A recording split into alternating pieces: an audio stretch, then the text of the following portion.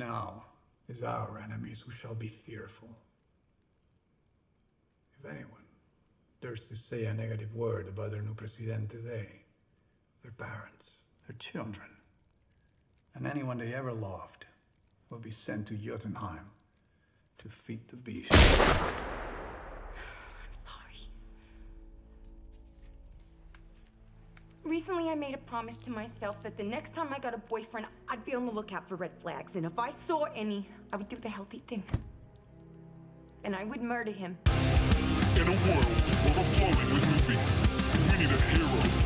Someone to separate the bad from the good. Sounds like a job.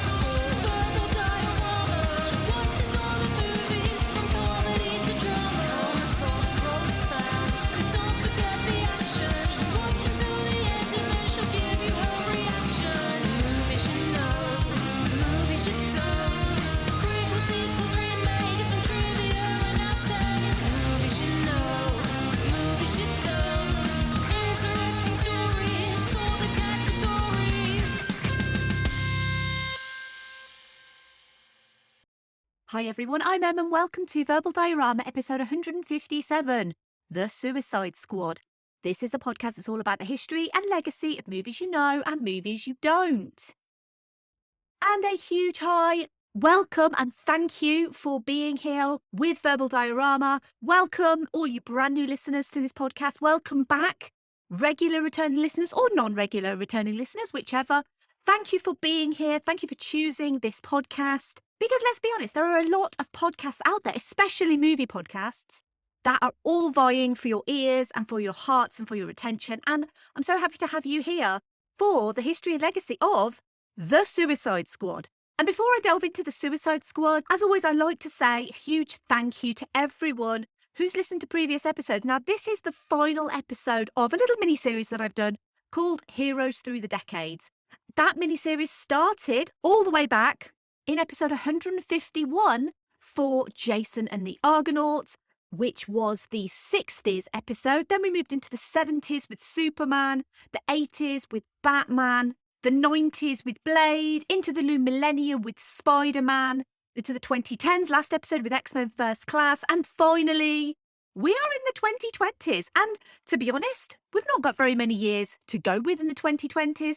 And obviously the 2020s, we did start this decade with a huge global pandemic, which is something I'm going to be mentioning a lot in this episode because not many movies got released during that period.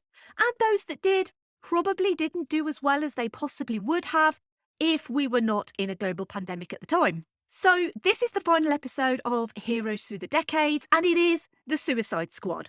And the is important in this story, although I will tell you now, I am going to be talking about the 2016 Suicide Squad movie because it is pretty integral to the story of the Suicide Squad. And honestly, although it's not as good a movie, it's actually not completely terrible.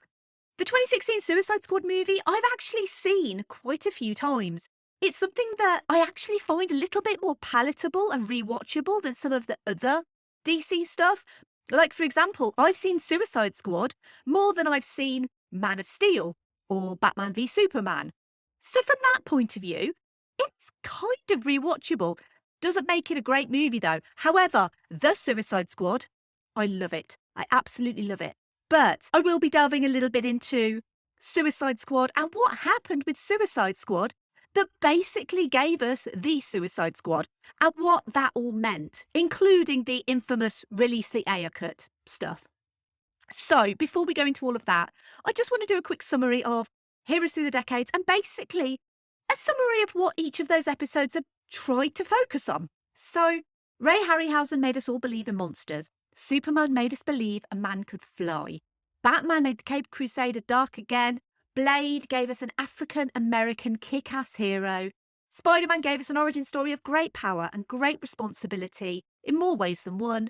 X-Men First Class really delved into its civil rights roots. And then the Suicide Squad came out because of a disappointing critical reaction to the first movie and the fallout of a decision made by Disney. Here's the trailer for The Suicide Squad.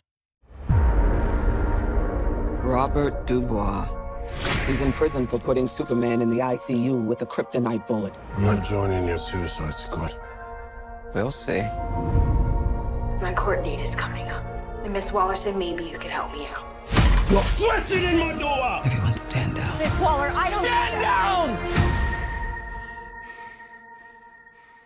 I wouldn't take such extreme measures if this mission went more important than you could possibly imagine. Are you in or out? Good. Let's meet your team. It's okay, I'm not okay. Each member is chosen for his or her own completely unique set of abilities. I need to feel the raindrops on my head, on my head. Hey guys, sorry I'm late. Had to go number 2. Good to know. Is this thing a dog? A dog? What kind of dog do you think it is, mate? I'm gonna go with Afghan hound. Oh my god, is it a werewolf? Yo, they sent me next to a werewolf! Yo, let me out! Hey, he's not a werewolf, okay? He's a weasel. He's harmless. I mean, he's not harmless. He's killed 27 children, but, you know.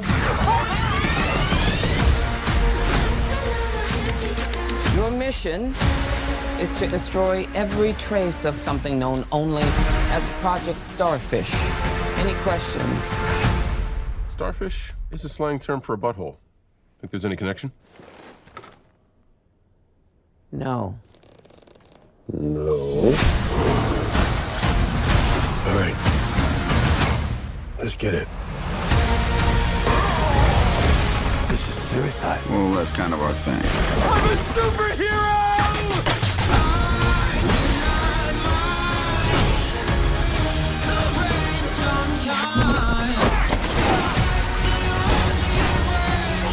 That's my dad. I want to get you out of real life. I'm going to get you out of here alive.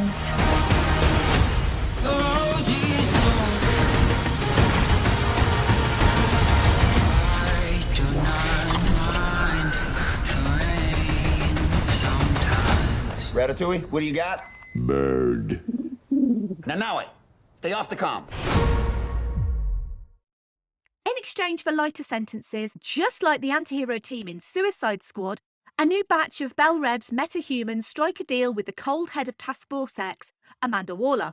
This time her ragtag band of superpowered convicts, Harley Quinn, Bloodsport, Peacemaker, King Shark, Polka Dot Man and Ratcatcher 2 venture into the peril-laden South American island nation of Corto Maltese to find the Thinker, the evil scientist in charge of the mysterious Project Starfish. But the real culprits behind Project Starfish are a lot closer to home than they realise.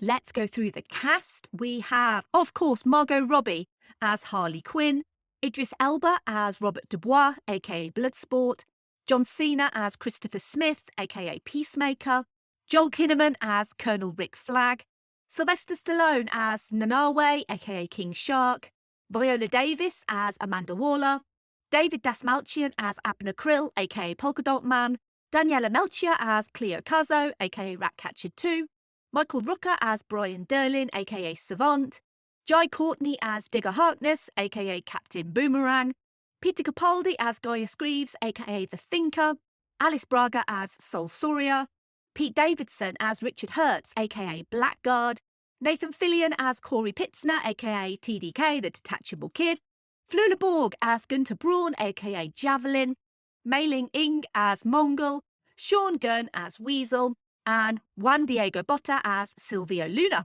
Also appearing in this movie are Storm Reed as Bloodsport's daughter Tyler, Taika Waititi as Ratcatcher, Julio Ruiz as Milton, and Joaquin Cosio as Mateo Suarez. The Suicide Squad was written and directed by James Gunn and is based on characters by DC. So there have been a few iterations of Suicide Squad within DC Comics. The concept was introduced in The Brave and the Bold issue number 25, published in September 1959, written by Robert Kanigher and drawn by Ross Andrew. Together, the two men had worked on reinvented Wonder Woman in 1958. This Suicide Squad is nothing like the squad we now know. It consisted of a physicist, astronomer, a flight medic, and the only constant, leader Rick Flag Jr. They had appearances in a couple of issues of The Brave and the Bold, but it wasn't until the Legends miniseries by John Ostrander, which debuted in 1986, that the Suicide Squad, as Task Force X, were activated by Amanda Waller to defeat an elemental called Brimstone, sent to Earth by Darkseid to defeat the Justice League. The team consisted of Blockbuster, Bronze Tiger, Captain Boomerang, Deadshot and Enchantress, and they turned up in Legends in January 1987. They also turned up as a prequel to the first series in Secret Origins number 14 in May 1987, where the Kanega-Andrew team met a war-era team called the Suicide Squadron. Task Force X got their first self-titled volume in May 1987, written by John Ostrander, which lasted for 66 issues plus one annual and one special, followed by 5 further volumes, each having different team members, but notably all led by Amanda Waller. Ostrander would cameo in The Suicide Squad as Dr. Fitzgibbon. And this is not the Suicide Squad's first foray into live action. They appeared in the 10th season of Smallville, the 2nd season of Arrow, as well as in animated series episodes of Justice League Unlimited and Young Justice. But really, I can't talk about The Suicide Squad without talking about Suicide Squad. And Suicide Squad, which came out in 2016, is often derided, although I don't actually dislike it as much as many people do. Kevin Tsujihara, the CEO of Warner Brothers, announced the project in October 2014 as part of a 10-film DC slate to run until 2020. But from the start, it was a rushed production. David Ayer was hired to write and direct the movie, with a 6-week timeline to write the entire screenplay. And he was chosen partially because he didn't have the expensive experience of a big-budget, heavy effects-laden movie behind him. With a cast, and a huge cast as well, including Will Smith, Jared Leto, Margot Robbie, Joel Kinnaman, Viola Davis, Jai Courtney, Jay Hernandez, Adewale Akinnuoye-Agbaji, Karen Fukuhara, Ike Barinholtz, Scott Eastwood and Cara Delevingne, and cameos from Ben Affleck, Ezra Miller, David Harbour, and Affleck and Miller's appearances as Batman and the Flash were specific reference to Batman v Superman Dawn of Justice, which ended up causing significant issues for this movie going forward. Filming was completed on Suicide Squad in early 2015 without any issue, and then Batman v Superman Dawn of Justice came out in early 2016, and the sombre tone of Batman v Superman and the resulting negative critical reactions made Warner Brothers have a bit of a wobble on the material already shot for Suicide Squad, with Tsujihara specifically concerned about Batman v Superman damaging the existing DC brand. What Ayer shot was supposedly a soulful drama, and so reshoots were ordered to take place in 2016 to lighten the tone and make it more comedic, in line with the teaser trailer that had been made by Trailer Park. Trailer Park were enlisted to assist with the new edit of Suicide Squad at the same time as Ayer was trying to pursue his original idea. Existing material was heavily re-edited, with the director and studio having 2 different visions for the film. And while multiple editors were used, only John Gilroy is actually credited on the final product.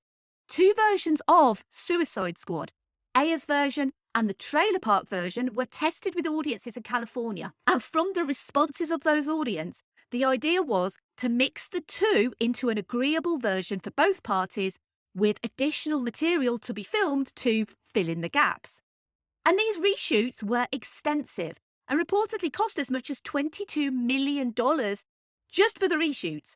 The humour and tone were changed to be more akin to Deadpool and Guardians of the Galaxy, coincidentally, the latter being a clear influence for the trailers for Suicide Squad.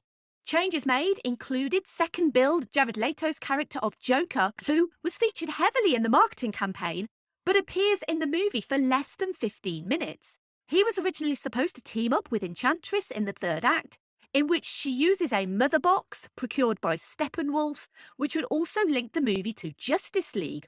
Other changes to the original movie include Enchantress using Katana to fight Task Force X, Diablo surviving the fight with Incubus, and a more abusive relationship between Joker and Harley, culminating in Harley not abandoning the team towards the end, and finally taking the steps to free herself from her abuser.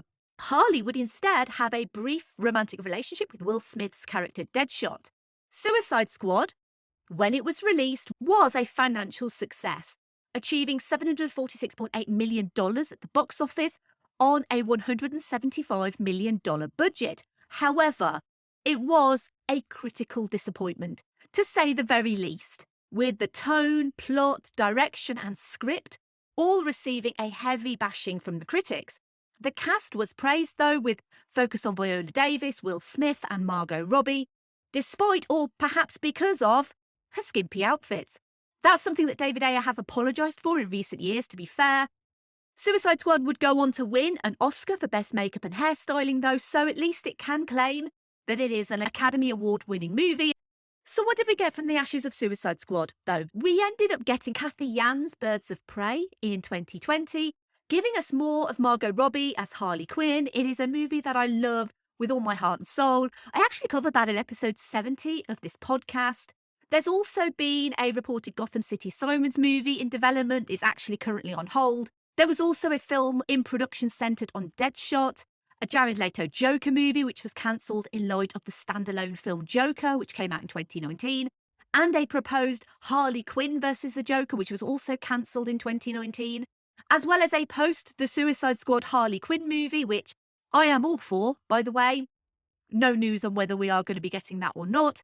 And finally, if I'm going to be talking a little bit about Suicide Squad, I can't not talk about the Ayer cut and the movement to release the Ayer cut, which has been ongoing since the announcement of Zack Snyder's Justice League in May 2020, which many of the cast and crew have announced support for the release of David Ayer's original vision.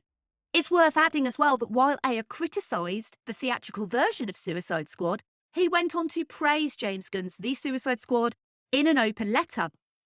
Now, this open letter is available online, but I'm just going to mention just a brief paragraph or two from his open letter. So the open letter reads, "I put my life into Suicide Squad. I made something amazing. My cut is an intricate and emotional journey with some bad people who are on and discarded, a theme that resonates in my soul." Ayer wrote, "The studio cut is not my movie. Read that again. And my cut is not the 10-week director's cut. It's a fully mature edit by Lee Smith, standing on the incredible work by John Gilroy. It's all Stephen Price's brilliant score with not a single radio song in the whole thing. It has traditional character arcs, amazing performances, a solid third act resolution. A handful of people have seen it. If someone says they have seen it, they haven't." And Ayer's letter, which is quite long and it is available on his Instagram if you do want to read the full version, ends with, "I'm so proud of James and excited for the success that's coming. I support Warner Brothers and I'm thrilled the franchise is getting the legs it needs. I'm rooting for everyone, the cast, the crew, every movie is a miracle, and James's brilliant work will be the miracle of miracles." And this is probably a good time to segue into why we're actually here. The Suicide Squad, a movie that was intended originally as a straight sequel, with David Ayer and Will Smith returning after they worked together on the Netflix movie Bright. Warner Brothers decided to fast-track a sequel due to the financial success of the first movie, but when David Ayer decided not to return to focus on Gotham City Sirens, Warner Brothers started the hunt for a new director. Candidates included Heroes of the Decade regular David S. Goyer, as well as Mel Gibson, Ruben Fleischer, Daniel Espinosa and Jonathan Levine, with Adam Kozad entering negotiations. And while Zach Penn, he pops up a lot in previous episodes of this podcast too, was writing a script for a sequel to Suicide Squad, John Collette Serra was the top choice to direct. But there were other issues. Lead star Will Smith was a busy man, doing Aladdin and Gemini Man that year. And meanwhile, Gavin O'Connor was chosen to write and direct the Suicide Squad sequel in September 2017, with his script completed by September 2018, alongside co-writers Todd Stashwick and David Barkatz. In the background, though, Warner had greenlit Birds of Prey, which was tonally similar to O'Connor's idea for a Suicide Squad sequel, and so he left the Suicide Squad sequel out of frustration in October 2018 as Margot Robbie then moved on to that project. And I like to say that movie making is miraculous, just as David Ayer did earlier, but it's just aligning schedules. Doesn't mean it's not tough. And this is why scheduling issues are so often cited when it comes to movie making and especially sequels. Meanwhile, over at Disney, James Gunn found himself in some hot water over old tweets he'd written, which were somewhat controversial and offensive that started spreading over social media. At the time, he was planning work on directing and writing Guardians of the Galaxy Volume 3. Disney chose to disassociate themselves with Gunn and dismissed him from his work on Guardians 3 in July 2018. A mere few days after his famous firing, DC swooped in and immediately offered him a Superman project. When Gunn expressed his reluctance, they offered him carte blanche. "Make whatever you want, James, the floor is yours." And Gunn only wanted to do one thing, a Suicide Squad movie. And DC not only hired Gunn to write a completely new script for a new Suicide Squad movie, Officially in October 2018, they hired him as director and gave him complete creative control. It could be as gory and weird and violent and sadistic and R-rated as he wanted. The only thing Warner Brothers reportedly asked of him was to retain Harley Quinn.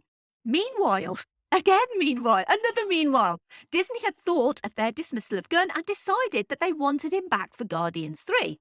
He ended up having discussions with Kevin Feige, who supported Gunn's contractual obligations to DC and agreed to delay production on Guardians of the Galaxy 3, which I think reiterates Disney and Marvel's realisation of what an asset Gunn is to the Marvel family, because they could have chosen to make Guardians 3 without him, but he has a unique vision. He brought it to Guardians 1 and 2, which I promise I'll come into this podcast eventually, but he also brought his unique ideas to the Suicide Squad sequel, including by calling it The Suicide Squad, a nod to movies like The Dirty Dozen and The Great Escape, a group of people on a war mission, and because he had carte blanche, he went through all the DC characters available to him to pick his perfect Task Force X, which wasn't going to be a direct sequel to or reflect any plot points in either Suicide Squad or Birds of Prey, but that it also wouldn't contradict those movies either. It's worth noting that Warner Brothers did originally want a PG-13 movie, but acquiesced to James Gunn's insistence on an R rating. The first character James Gunn chose for his Suicide Squad sequel was Nanawe, aka King Shark, a character originally intended for David Ayer's movie until he was switched for Killer Croc, followed by Peacemaker, who'd also get his own series, more on that a little later, Polka Dot Man and Ratcatcher 2, a gender-swapped version of the character of Ratcatcher, and these were characters who were unlikely to be featured in a mainstream DC movie. Certain scenes in this movie are shown from Polka Dot Man's point of view, so you can actually understand the motivations and trauma of the character. And trauma is something that I think resonates with every single character in this movie, and it's something that I'm going to focus on a little bit later too. Gunn wrote King Shark with Sylvester Stallone in mind for the role, and originally wanted to cast another Guardians castmate, Dave Bautista, as Peacemaker. Bautista was busy, those scheduling conflicts reared their ugly head again, with Army of the Dead, and so he passed on the movie. John Cena was offered the role of a man who cherishes peace with all his heart and doesn't care how many men, women and children he needs to kill to get it instead. James Gunn's longtime friend David Dastmalchian was ideal in the director's mind for Polka Dot Man, but Daniela Melchior was a wildcard choice. She was chosen from over 200 actors for the part of Ratcatcher 2, and Gunn has always said about how he felt like he struck gold with Melchior, because she needed to emotionally ground the movie, and he loved the fact she was so natural and down to earth. Melchior screen tested with 2 others, and Gunn knew immediately she was Cleo, and she also had to test with actual rats too, including the rat actors for Sebastian. There's a lot of Gunn's frequent collaborators in here. Michael Rooker, of course, as Savant, Nathan Fillion as TDK, the director's brother Sean Gunn as the motion capture for Weasel and a small role as Calendar Man, and Jennifer Holland as Amelia Harcourt, a role she'd reprise in the Peacemaker TV show, along with Steve Agee as both John Economos and the on-set reference for King Shark. And of course, with a James Gunn movie opening on Michael Rooker, you assume his character is going to survive, but this is the Suicide Squad, so there's a lot of death. Violent, bloody, painful, but meaningful death. In many ways, the most shocking early death belongs to Joy Courtney's Captain Boomerang, but to Gunn's credit, he actually makes the deaths worth it. Returning characters to this movie were definitely going to be 100% Harley Quinn and Amanda Waller, with Margot Robbie and Viola Davis confirmed to return, but Will Smith had scheduling issues and declined to return as Deadshot. Gunn decided he wanted Idris Elba in his movie, reportedly originally for Deadshot, but ended up choosing the character of Bloodsport because Gunn liked the character and also so that Smith could return to the franchise in future if he wished. Joel Kinnaman and Joy Courtney would also be reprising their roles from the 2016 movie, a movie in which Gunn credits wholeheartedly for his movie existing, which is one of the loveliest things about this relationship between James Gunn and David Ayer. There is literally so much love between these two men. So James Gunn credits David Ayer literally in the credits for the Suicide Squad. David Ayer is thanked for this movie. He credits Peter Safran, Simon Hatt and Chuck Roven for being the visionaries and decision makers at DC, and also credits Kevin Feige and Louis D'Esposito of Marvel Studios, who visited the Suicide Squad set during filming, obviously for their flexibility in letting him work for the opposition, I use that term in inverted commas, but James Gunn truly understands what he has and respects what came before him with this movie without actually referencing what came before. But there's still love there, if you know what I mean. And because this is a James Gunn movie, it contains the visual humour, the meta gags, the references, and subtle changes from previous incarnations of the characters we know. Harley Quinn no longer has her rotten face tattoo. It was removed because Margot Robbie didn't like it, and neither did James Gunn. Harley is a changed character, and Gunn pays homage to the character's stories in Suicide Squad and Birds of Prey, while also involving Quinn's character to become confident in her own abilities. And while she's still completely crazy, and that's a term I don't really like to use actually, but I can't think of another suitable adjective, she also knows her own mind and red flags. Honestly, I've not related to Harley Quinn more than when she monologues about toxic masculinity and seeing red flags and growing as a person enough to, murder the guy who talks about murdering children. The colour scheme of the movie was supposed to be a grim grey tone, up to the team's arrival at Corto Maltese, and it was executive creative director Erin Sorofsky who was key to the look of the Suicide Squad, creating bold, colourful titles and using the additional character of design that James Gunn always likes to add into his movies. A distinct look and feel, which for this movie came from 60s album covers and vintage fonts. The main typeface is based on a 1969 font by Hiroshi Yamashita called Alpha Midnight, which was customised into the yellow and pink typeface used, even down to ensuring the use of the fonts on screen, such as for the title card and cast names, were made to look like on a film from the 1960s. This was done using Adobe After Effects, layers, textures, grains, glows, bevels and drop shadows. Title cards throughout the movie were coordinated between the production design, VFX and title departments.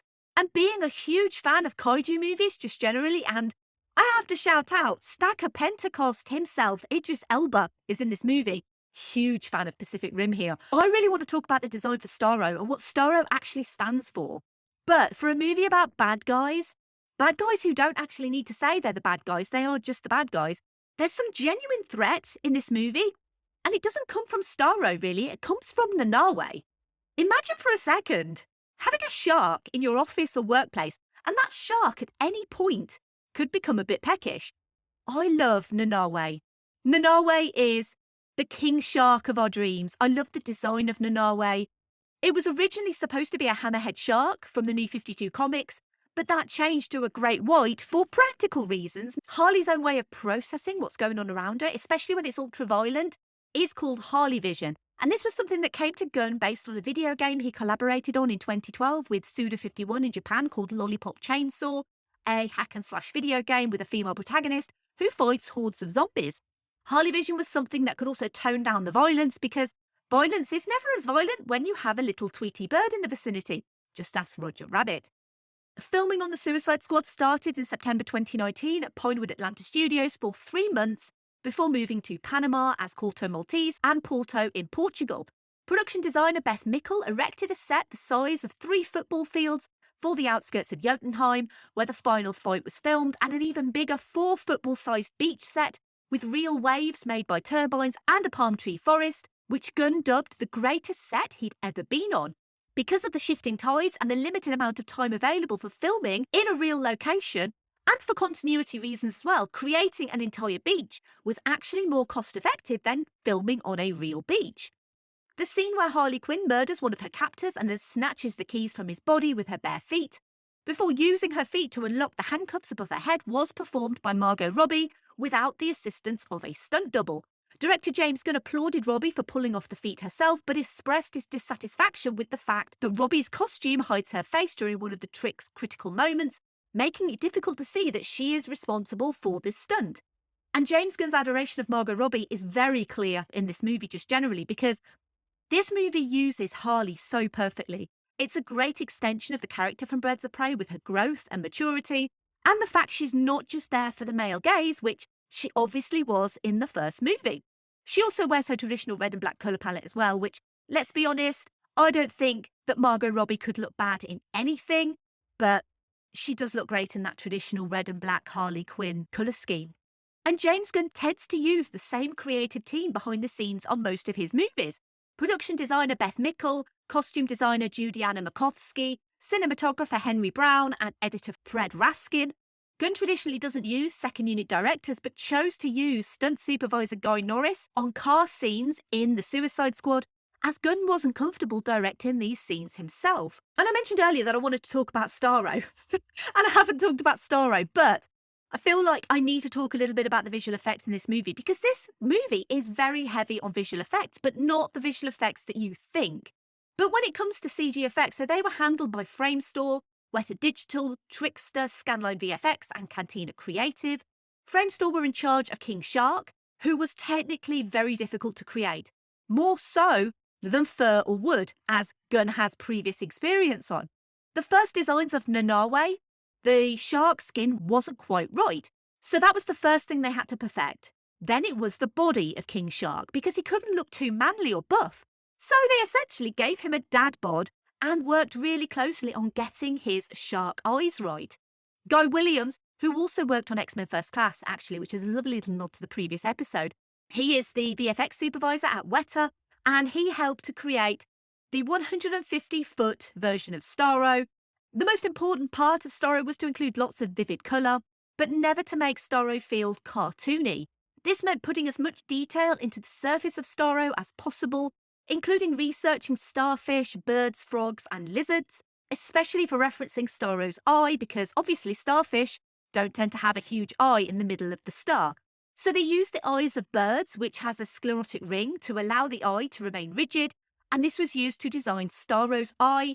The foreground of Starro's laboratory escape, which includes Margot Robbie's Harley Quinn, was shot on the backlot of Pinewood Atlanta Studios, but the remainder, including Starro, the laboratory, and all of the debris, was CG, with Weta writing new simulation software that contributed to the destruction.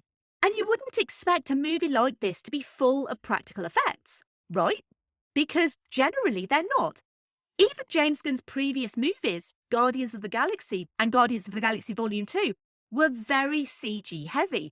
But the Suicide Squad, and James Gunn has confirmed this, featured more practical effects than any other blockbuster comic book film, with Dan Sudik providing on-set special effects and legacy effects providing prosthetics. James Gunn emphasised a scene in the film in which King Shark, who was constructed with visual effects, rips a human in half. And this was done with special effects and prosthetics in real time. What they did was an actual body was created which contained entrails and blood and organs, and this body could be practically pulled apart. And then they added the CG King Shark later on. When Savant's head is blown off by the chip, Legacy Effects made wax heads of Michael Rooker. The swimming savant is actually a puppet, and Legacy also produced bits and pieces of jaw, bone and blood to represent the post-explosion for an overhead shot that would be combined to digitally reveal the start of the film's titles. Blackguard's head was also created practically for the shot in which his face is blown off. There was also a fully practical weasel puppet for Savant to save from drowning and bring ashore, and the rest of the time the character is totally digital. Polka Dot Man's bulbous glowing skin is also practical, with David Dasmalchian wearing facial prosthetics attached to batteries in a little backpack that was concealed by his costume. Thinker's brain electrodes were also a practical head mask for Peter Capaldi to wear, which was a rigid and reusable skull cap, which also had its own power sources hidden inside the electrodes. When Starro's babies? Are they babies? Anyway, baby starfish attacked the crowds in Corto Maltese, 300 extras had to have starfish masks attached to their faces, but because of time constraints, they couldn't be glued onto 300 people. So, for the actors closer to the camera, the artists created 30 to 40 silicone hero masks, while the backdrop masks were vacuum formed. Legacy devised a tier system for starfish masks, similar to those seen in zombie movies, where the closer you are to camera, the more intricate and detailed the faces are. Hair-coloured string was used to attach the masks to the performers' faces, and the strings hidden underneath hair. And while this is a ragtag group of anti-heroes, all with their own pasts and unique abilities, except maybe Bloodsport and Peacemaker, who are literally the same guy, the true heroes of the movie are the lowliest and most despised villains in the world, not Task Force X, but the Rats, led by Sebastian. Sebastian is the one who saves Cleo's life when the Jotunheim prison collapses, and the Rats, led by Sebastian and guided by Ratcatcher 2, band together in their millions to defeat Starro from the inside out, also ably assisted by Harley Quinn. Really, the true hero of this movie is actually Cleo herself, who's genuinely the heart of this movie. I'm a huge fan of Ratcatcher 2 in this movie. I love her. She believes in everyone. She supports everyone. She even immediately forgives and extends the hand of friendship to Nanawe. After he tries to eat her, she sees the good in Bloodsport, and so does Sebastian. Sebastian, by the way, is played by a genuine trio of rat actors named aptly Jaws, Squeaky, and Chris Pratt. No, not Chris Pratt. Crisp Rat. That's genuinely one of the rat actors' names. For high action scenes, either a CG rat or a stuffed animal was used that was so realistic it fooled the other actors. And FYI, Idris Elba really did hate rats, so his fear of being close to Sebastian is genuine.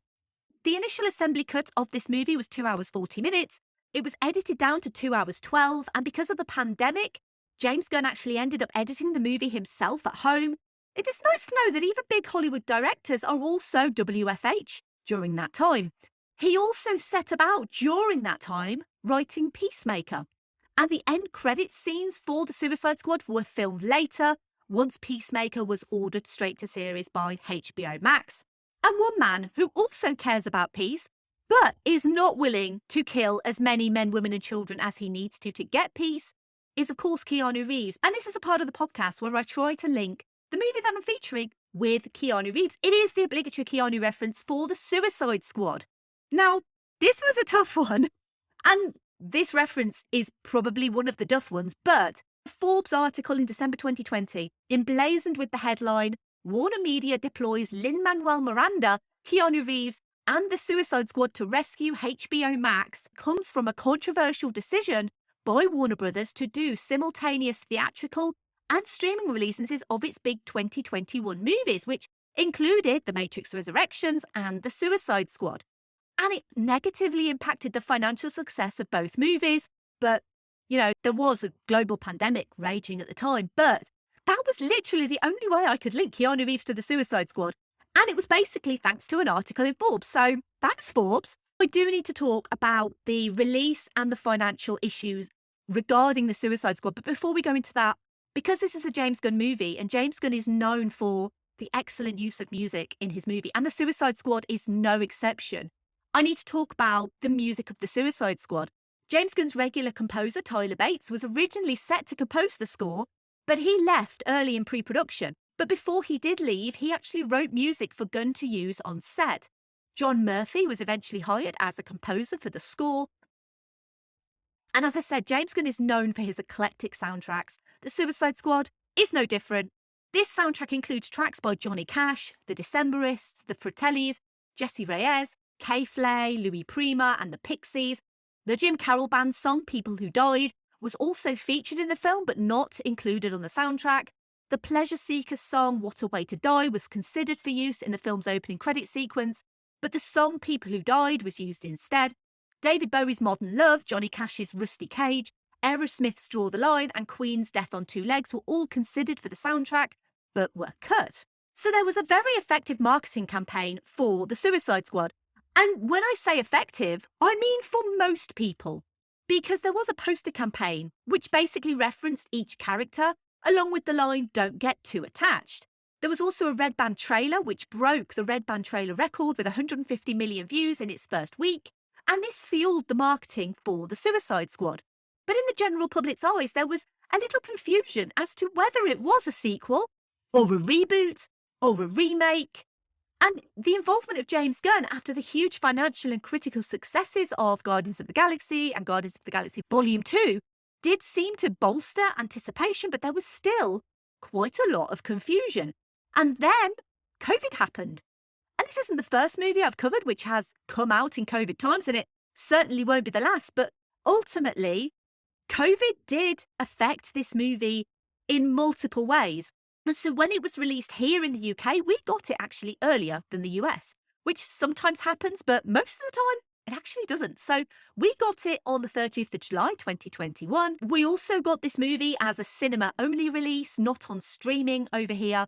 But in the US, it was simultaneously made available in theatres on the 5th of August, 2021, and also on streaming service HBO Max, which meant it was pirated almost immediately. And The Suicide Squad allegedly became the 6th most pirated film of 2021 in a report by Akame. So against a production budget of $185 million, The Suicide Squad grossed $55.8 million in the United States and Canada and $111.6 million elsewhere, for a worldwide total of $167.4 million. It opened to $26.2 million, which was slightly down on Warner Brothers' estimates of $30 million. And obviously, numbers were down across the world due to, as I said, a worldwide pandemic happening at the time. Cinemas were still attempting to recover from literally being closed all of 2020. The film's poor box office performance was attributed to its release during the pandemic, the fact it was also available for streaming on HBO Max at the same time, piracy enabled by the streaming release, also the R rating as well, because R ratings tend to limit younger audiences, the poor critical reception to the first Suicide Squad, the lack of bankable stars, as well as, like I say, the confusion from general audiences over its relationship to the first film in the series. According to analytics company Samba TV, The Suicide Squad had the biggest HBO Max debut for a DC film, with 2.8 million views in its first 4 days on HBO Max. And who knows, those 2.8 million views in households could have potentially been more tickets, bums on seats in cinemas, but that was the way Warner Brothers wanted to do it, so that was the way they did it. But while it did financially misfire at the box office, unlike its predecessor, Suicide Squad, The Suicide Squad received almost universal critical acclaim for its outrageous, irreverent, ultra-violence, as well as its heart and James Gunn's self-assured vision. Not all superhero movies can validate their R rating, but this one does, and it's all the better for it, I have to be honest. Now, obviously, getting The Suicide Squad 2 is probably not going to happen, although, I guess never say never, but at the moment, it does not look like they are planning a sequel to The Suicide Squad. However, when HBO approached James Gunn about producing a series, Gunn saw Peacemaker as the perfect jumping-off point, describing the jingoistic flag waver as if Marvel's Captain America took a really far-right turn. He also felt of all of the characters in The Suicide Squad, Christopher Smith got less of a backstory in the movie. And if you have not seen Peacemaker, please go and hunt it out.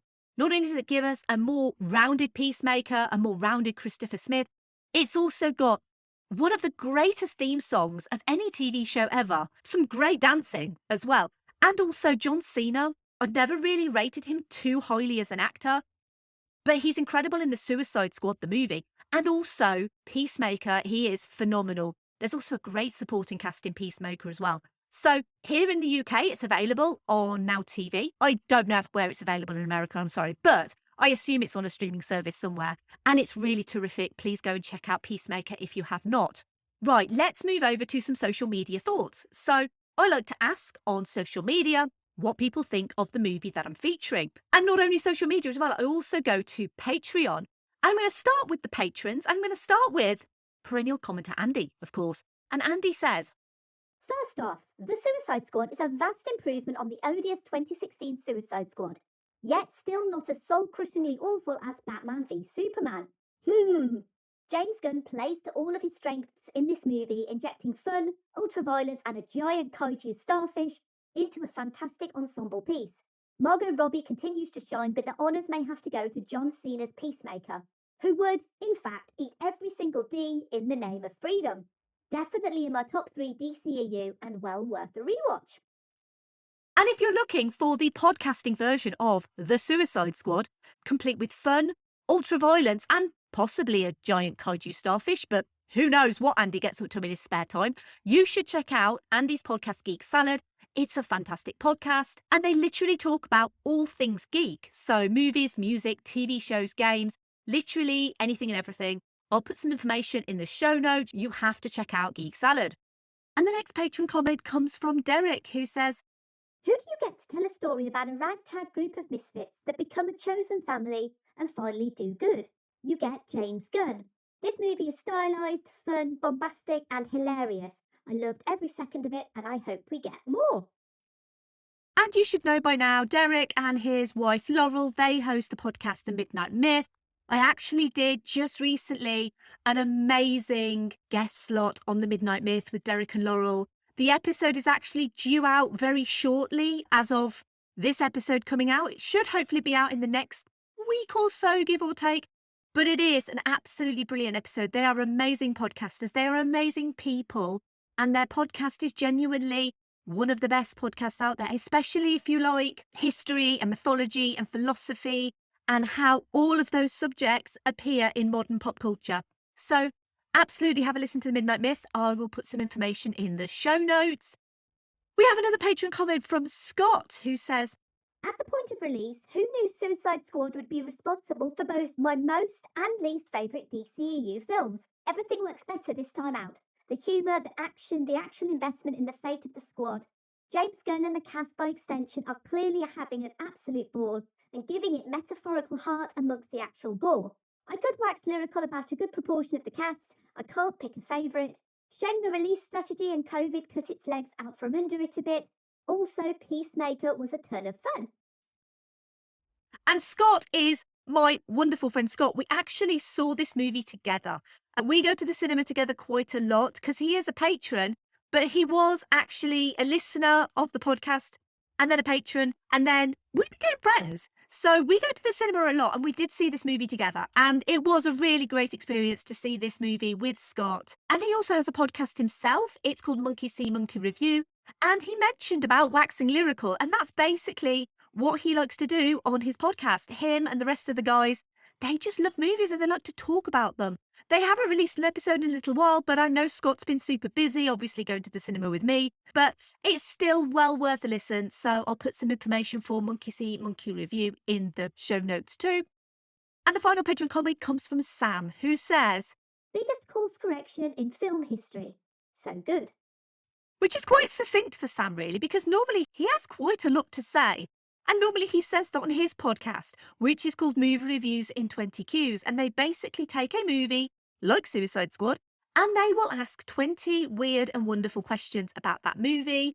It's an absolutely hilarious podcast. And all of the guys over at Movie Reviews in 20 Qs are hilarious and brilliant and wonderful people. So obviously I recommend that podcast too. I recommend all of these podcasts, but I'll also put some information in the show notes for Movie Reviews in 20 Qs. Right, let's move over to Twitter. And we've got loads on Twitter. Honestly, the comments have really come out in recent weeks, and it's really nice to experience loads of comments for these episodes. And we're going to start with @AddictsAction, who said, great film. John Cena really surprised me with Peacemaker, and I loved both his action scenes and his deadpan humour. Polka Dot Man's death still makes me sad, though. Overall, it felt more like a Suicide Squad film should in comparison to the comics. @Andrew Gorge said, loved this film, better than the first one in my opinion, and John Cena could definitely be seen. Led to the equally awesome Peacemaker series. @DW Lundberg said, my favourite DCEU film, so full of life, laughs, colour and heart. Above all, I love that it's a James Gunn movie through and through, with none of the compromises, save for, say, Aquaman, that plague the other films. Sometimes gleefully perverse, and a few of the deaths actually hurt. @Smash Trivia John said, I absolutely love this film. It's one of my favourite James Gunn films. King Shark, Harley Quinn and Rick Flag are probably my favourite characters. This made me really want to see Harley kill the Joker for what he put her through. It was really nice seeing James Gunn be able to go full R-rated in his humour. It makes me even more want to see that R-rated version of his Scooby-Doo film. James said in interviews that he pitched a Harley Groot team up to both DC and Marvel, which I'd absolutely love to see. @Jonathan Blade said, it's so much fun, but most importantly to the greater DCEU strategy, The Suicide Squad features the most authentic, most impressive iteration of Harley Quinn. @TheReal Peeeeeete. I love that name, that's awesome. The Real Pete says, I'll follow James Gunn to the ends of the earth, so no one had to twist my arm to watch The Suicide Squad. That being said, I still had much more fun than I expected. John Cena was amazing. Polka Dot Man is tragically hilarious, and the terror/silliness of the big bad boss was delightful. @StuntGoat75 said, a vast improvement on the first one, with James Gunn's trademark humour, but also characters who genuinely care about. I loved King Shark, but Ratcatcher 2 is the heart of the movie. @Fantasia Arm said, for me, as a long-time pro wrestling fan, John Cena was the revelation. Keeping pace with Idris Elba was great to see. Also super gory, which was very fun. At Music TV Film Fans said, "Great if you're 11, but adults should know better. The continuing infantilization of the movie-watching public shows no sign of abating." At Fabricius91 said, "Very much love this film. Best DCEU film by far. Extremely entertaining, and James Gunn just knows how to make glorious and memorable entertainment. Nice to see him firing on all cylinders. Felt like his film through and through. Cast chemistry, dark humour and action were top-notch." At WDRP The Derp said, "One of my favourite comic book films from the past 10 years, and it gave us Peacemaker, which is one of the best shows on TV right now. Love that, James Gunn." At Made Up Movies Pod said, "It was pretty good. Not my favourite James Gunn movie, but had a lot of fun, memorable moments. I preferred the Peacemaker show overall." At Not That Bad Cast said, "You know, it wasn't that bad. Better than the first, but that's a low bar. Location titles were awesome. Stallone was just hilarious. Ratcatcher was a solid addition to the team. Idris Elba better than Will Smith. That said, it's not a rewatchable movie in my opinion." At SWO Productions said, "Brilliantly funny and heartfelt. Daniela Melchior is a star here." And at Shoot the Flick said, "Definitely better than the original, but I do wonder if in a few years it will be as highly regarded as it is now." Moving over to Instagram, we have SassyLassie76 who said, "Such a fun movie. I love the scene where Harley gets out of her cuffs. Fantastic dexterity and just spectacular." And at SP_film viewers said, "A vast improvement on the first attempt and a lot of fun." And finally, over on Facebook, we have Andrew who said, "I enjoyed it. What I really liked about the film, though, was the fact that they did not kill the idea of a Suicide Squad film because the earlier version was not received very well. Too often in the past, bad films either killed franchises or took them in random directions, but this said, we got it wrong, how does this feel? And I loved they kept Margot Robbie as Harley Quinn, which she played brilliantly." And the final comment comes from Tony, who said, "Such an interesting movie. Idris Elba, Sylvester Stallone, Nathan Fillion and Peter Capaldi in the same film. Amazing. A brilliant reboot/sequel to the first Suicide Squad film. Perfect direction and plot. The fact we got to see Starro the Conqueror on screen. We got a kaiju up in here." And what amazing comments. So many brilliant comments. And a real wealth of different opinions as well. I think everyone agrees that it might actually be better than the first movie, which, to be fair, I guess it's not particularly difficult, but knowing what we now know about the production of that movie, I think we could all cut Suicide Squad from 2016 maybe a little bit of slack going forward because, it's not terrible. It just suffered from a real case of a studio getting cold feet. But I'm so grateful to everyone who took the time to give a comment, whether that was from the patrons, Twitter, Instagram or Facebook. A huge thanks to everyone for their comments on The Suicide Squad. To put it simply, James Gunn's The Suicide Squad is a love letter to mayhem. It's not even close to being a superhero film in the traditional sense, but rather a true anti-hero film that revels in the power to take what are clearly C-list comic book characters and demolish them in the most gruesome manner conceivable on screen. It's a kaiju monster movie, a hero team-up, a commentary on US foreign policy, all about found family and teamwork, that even the lowest creatures have purpose and can do great things. The big bad of this world being the US government, and the alien captured by that government just wanting to be free and live a life of staring at the stars, not behind bars. Is that like commentary on US foreign and immigration policy as well as colonialism? I think it might be. This is a movie of stakes and consequences, whereas Suicide Squad was a misguided mass of vignettes, with characters introduced just to die unceremoniously, such as Slipknot, or just for throwaway lines such as Katana. She's got his back. She can cut them all in half with one sword stroke. Just like mowing the lawn, he would advise not getting killed by her. Her sword traps the souls of its victims, after all. And admittedly, the David Ayer cut does restore a lot of the stuff that's missing for Slipknot and also Katana as well. But ultimately, we have to take what we got in the theatrical version, and it's a little bit of a mess, I'll be honest. But the one thing I take from this movie versus the 2016 Suicide Squad is that regardless of how chaotic and damaged you are, that ultimately you can find goodness, you can experience kindness, you can do great things. From the biggest starfish to the smallest rats, We can take our experiences and we can react to being damaged, or we can grow and evolve. Characters in this movie are routinely abused. They grew up in poverty. They had abusive parents or abusive lovers. The cycle of abuse in this movie is apparent. And Nanawe is a god, and yet is treated differently because he's a literal man shark. Sharks are one of the most misunderstood creatures on the planet. Every member of this Suicide Squad has experienced trauma. This movie understands that trauma in a way David Ayer's movie didn't. That a found family can be beneficial to have that support network, not just a team of anti-heroes fighting a light beam into the sky. If these guys are the worst of the worst, then even the worst of the worst can change. Maybe that's just hopeful optimism. And it certainly doesn't apply to everyone, because sometimes evil is just evil, but no one in this movie is evil. And arguably those who are or could be, like Thinker or Waller, or even fan favourite Peacemaker, tend to get their comeuppance. And Peacemaker is completely redeemed by his TV show, after we find out he has a white supremacist for a father who basically wants to murder his own son. Everyone in this movie has a story to tell. Everyone is damaged, but not beyond repair or reparation. It's one thing to have villains saving the world because you'll blow their heads off if they don't. It's another to have misunderstood villains saving the world because they're actually going to do the right thing for once. We may get the infamous Ayer cut, we may not, but I'd argue we don't need it.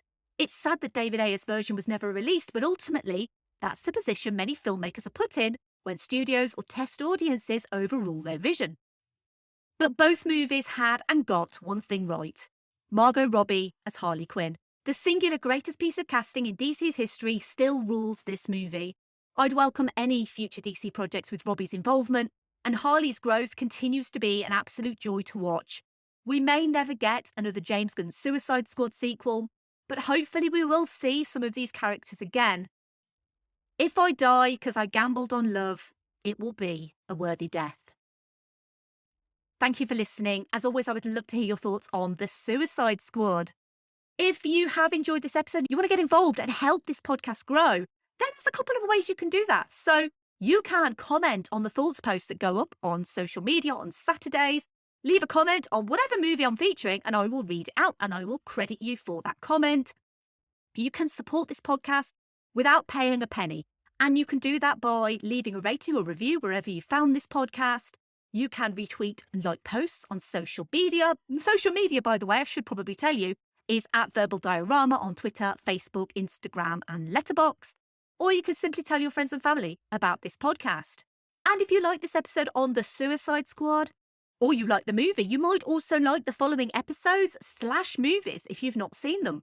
Of course, I've got to recommend episode 70, Birds of Prey, because I love that movie. It does wonderful things with Harley Quinn. It teams her up with an all-female team. There's a female director, there's a female writer, and it really shows in that movie. It's so much fun. Again, I feel like Birds of Prey is so underrated, just generally in DC canon, because it didn't do very well. But you should absolutely watch Birds of Prey, especially if you like the Harley Quinn in this movie, because it feels like a natural progression from the Harley Quinn that we see in Birds of Prey, the post-Joker Harley Quinn. I talk a little bit in Birds of Prey about that abusive relationship, that toxic relationship. And that's the reason why I love Harley Quinn in this movie, because she is so past that toxic relationship. And I love that for that character, because I'm not a fan of the whole Harley Joker thing at all. It just really does not mesh well with me. I'm also going to recommend episode 117, which is on another James Gunn movie called Slither. And Slither is a great movie. It's a great James Gunn movie. It's a great creature feature as well. It's still got some great effects in that movie. And I go into, in that episode, how those effects were actually made. And there's a lot of sex toys involved in the making of those effects. But Slither is so fantastic. I absolutely love it. It's also got Nathan Fillion in Slither as well. There's a nice little connection there with Nathan Fillion. But if you've not seen Slither, it is more of a horror movie, but it's palatable horror because I like it and I'm not a huge fan of horror, but it's got some great creature effects in that movie. So check out episode 117 on Slither. And considering I don't do DC movies very often, this is something that's becoming quite apparent. There's a lot of Marvel movies in my repertoire. There's not very many DC movies, but apart from Birds of Prey, I've also done recent episodes, 152 on Superman and 153 on Batman, so maybe you might like to listen to those too. Give me feedback on my episode recommendations. So I need to tell you about the next episode. And Heroes Through the Decades may be over, but there is one more surprise for you all. One more set of heroes. And these are heroes beyond the decades. Because these are heroes who are always there to save the day. Wherever you are in the world, these heroes can be called on to protect the values of America. America, America, yeah! The next episode is going to be on Team America World Police. And this is an episode that I've wanted to do for such a long time. And I know I always say that, but genuinely, I have such a love for Team America. And it's not so much for the satire of Team America, although it is a very effective political satire. But you guys know I love puppets. And I especially love marionettes. And I don't think I've done a movie with marionettes before. So this is going to be something new to talk about. And it's also got a really interesting story behind the scenes, because I mentioned last episode on X-Men First Class that they had some tight timescales. But that was nothing compared to what Trey Parker and Matt Stone were up against with Team America. So make sure you join me next episode for Team America World Police. If you do enjoy this podcast and you do want to contribute to this podcast financially, although you're under no obligation to do so because this podcast is free and it always will be, but if you do want to contribute, you can do so. I have a Patreon. It's verbaldiorama.com/Patreon. And a huge thank you to the patrons of this podcast: Simon E, Sade, Claudia, Simon B, Laurel, Derek, Vern, Christine, Kat, Andy, Mike, Griff, Luke, Emily, Michael, Scott, Brendan, Ian M, Lisa, Sam, Will, Jack, Dave, Chris, Stuart, Ian D, Sunny, and Drew.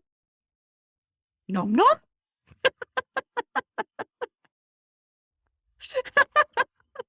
I don't know why that made me laugh. It just did. It just did. Look, they're delicious patrons. Nom nom. Nom nom for all the patrons. I have a merch store. It's verbaldiorama.com/merch if you're interested in merch. If you're interested in getting in touch with me, you can email me at verbaldiorama@gmail.com. You can also go to my website, which is verbaldiorama.com. And you can also find me at filmstories.co.uk, and you can find articles written by me and also magazines that I also write in as well that you have to pay for, but you don't have to pay for anything on the website because it's not that sort of website. Don't know why I'm saying it like that, but you know what I mean. And finally, Why rats, Papa? Rats are the lowliest and most despised of all creatures, my love. They have purpose. So do we all.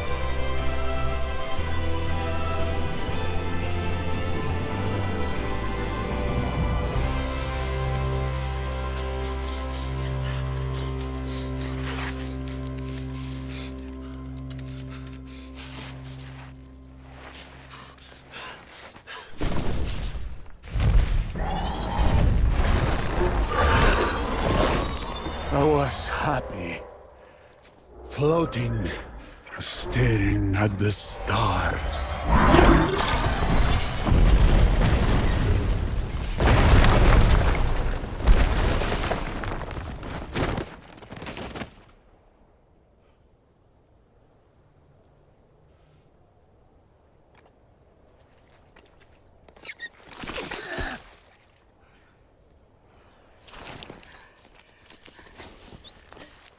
Bye.